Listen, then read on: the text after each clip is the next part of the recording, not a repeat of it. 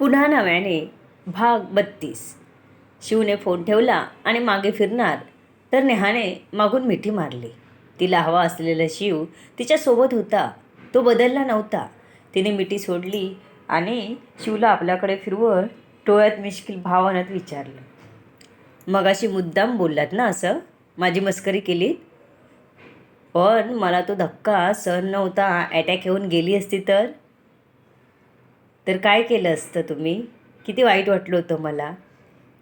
नेहा शिवला हलकं चापट मारत बोलली. शिवनेही स्मितहास्य करत तिचे गाल ओढले. आता कोण लहान होतंय? चिन्मयपेक्षाही लहान? शिव तिला डिवचत म्हणाला. नेहा गाल फुगून निघून गेली किचनमध्ये. आईने शिवची बोटं मोडून चाक काढली. देवाची अशीच कृपा तुझ्यावर असू दे, शिवची आई म्हणाले. तीही किचनमध्ये गेली.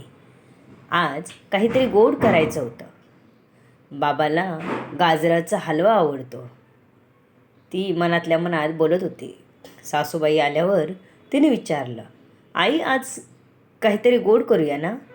नेहाच्या शब्दातून तिला आनंद झालेला कळत होता. सासूबाईंनी सहमती दर्शवताच ती कामाला लागली. तिने छानपैकी गाजराचा हलवा बनवला आणि शिवला द्यायला घेऊन गेले. एव्हाना चिन्मय उठला होता. त्याची बडबड बडबड चालू होती. बाबाला काही दाखवत होता. नेहा काही घेऊन येते बघून तो चिन्मयला म्हणाला, मम्मा बघ काय घेऊन येते. तू मस्ती केलीस तर तुला खाऊ नाही देणार. शिव त्याला उगाचच सांगत होता. हे ऐकून चिन्मय रडायला लागला. दोघांची भांडणं ऐकून नेहा म्हणाली, काय झालं? माझं बाळ कशाला रडत आहे? नेहाचा आवाज ऐकून चिन्मयला अजूनच रडू आलं. तो बाबाचं नाव लगेच मम्माला सांगायला लागला. नेहाने त्या दोघांना शांत राहायला सांगितलं. नेहाने आणलेला गाजरचा हलवा दोघं मस्त आहे सांगून खात होते. नेहाई हे सर्व बघून आनंदित होती. शिवला सगळं आठवल्यावर शिव आपल्याशी कसा वागेल, पूर्वीसारखा नाही ना वागणार, ही नेहाची भीती आता कुठल्या कुठे पळून गेली होती. नेहा खुश होती, पण तिला आठवलं ह्यांचा अपघात. ह्यांना माहीत असेल का कसा झाला अपघात तो? तिचं विचारचक्र फिरत होतं. शांततेत जगेल, जास्त विचार करणार नाही तो मनुष्य कसला, तिलाही ते जाणून घ्यावं असं वाटत होतं. तिने शिवच्या जवळ बसत विचारलं, काय हो, तुम्हाला सगळं आठवतं ना? मग तुम्हाला तुमचं ॲक्सिडेंट कसं झालं ते माहीत असेल ना? शिव म्हणाला, अगं ते आता जाणून घेऊन काही फायदा नाही. आणि तुझ्या भावाने दिली आहे सगळ्यांना शिक्षा. अजून काय हवं?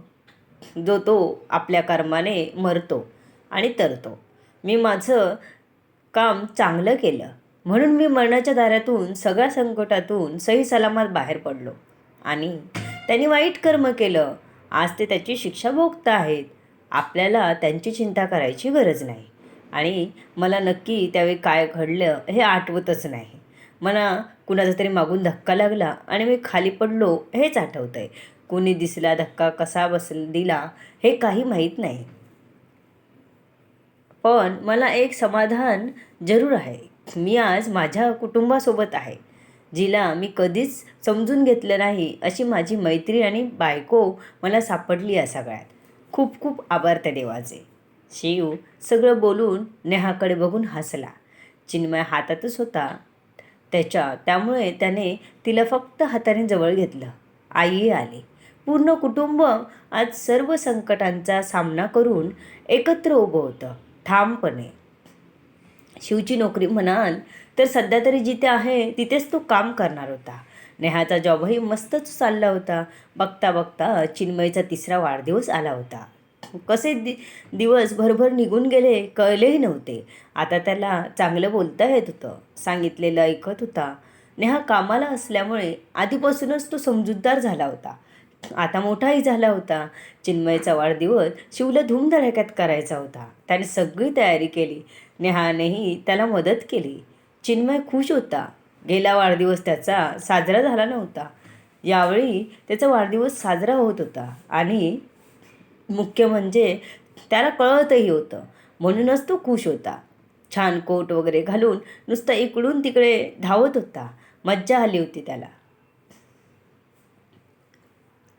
नेहा ही छान तयार झाली होती. दिसतही छान होती. मराठमोळा साज तिच्यावर छान उठून दिसत होता. ते तयार होऊन बाहेर येताच शिवची नजर तिच्यावर खेळली होती. तो जणू बाकीचं सगळं विसरलाच होता.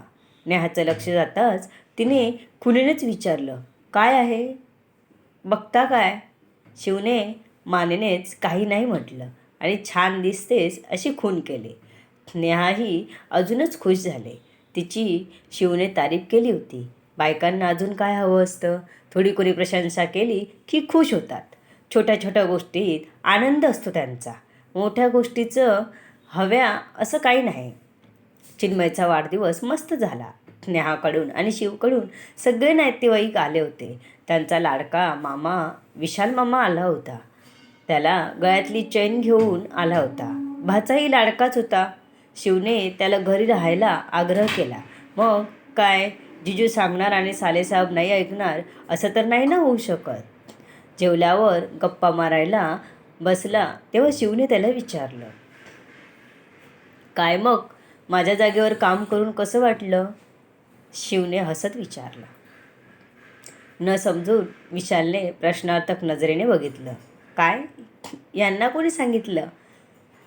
मी यांच्या जागी काम करायला गेलेलो ते मला कळलं बरोबर, पण गाजवलंच भरपूर म्हणतात. मॅनेजर तुला घाबरून हे जग सोडून गेला ना? शिव म्हणाला. कोण बोललं? तुम्ही जाऊन आलात कंपनीत? विशालने विचारलं. नाही रे, वेळ थोडीच लागलं आहे मला मन पण नाही करत त्या कंपनीत जायला, शिव तोंड वाकडं करत म्हणाला. मग कसं कळलं? विशालने प्रश्नार्थक नजरेने विचारलं. मला कळलं रे बरोबर, पण मी बरोबर सांगितलं ना, शिव म्हणाला. हो, मला पण मारायचा प्लॅन होता त्यांचा. डेंजर आहेत हा कंपनीवाले तुमचे. मारण्याची भाषा सहज करतात. फरकच नाही पडत त्यांना. विशालला बोलताना तो दगड आठवला. जर तो चुकवला नसता तर आज तो फोटोत असता. राम नाम सत्य आहे झालं असतं त्याचं, आणि शिवचा न्याय बाजूलाच राहिला असता. असो, शिवने त्याला सांगितलं की त्याने सगळं कसं शोधून काढलं. नेहाला यातलं काही माहीत नव्हतं. फेसबुकवर बघून कसा मित्राला भेटायला गेला, तिथे पडला आणि तिथेच त्याला सगळं आठवायला लागलं. आणि तेही सर्व, आताचंही आणि आधीचंही. तिथे झालेली मित्राची गंमत सांगितली. विशाल तर पोट धरून हसत होता. इतक्यात नेहा आणि चिन्मय आले. शिवची आई आली तिथे. आज हे हस्तखेळतं कुटुंब गेल्या काही दिवसात काय काय सोसून आलं होतं. खंबीरपणे उभं राहून त्यांनी संकटांचा सामना केला होता आणि तेच संकट त्यांच्या चांगल्या आठवणींचा खजाना बनलं होतं. नेहा आत्ताच्या शिवला मनापासून लाईक करत होती. पहिला शिव आता भूतकाळ झाला होता. तुम्ही संकटांशी कसा सामना करता हे मोठं कौशल्य आहे.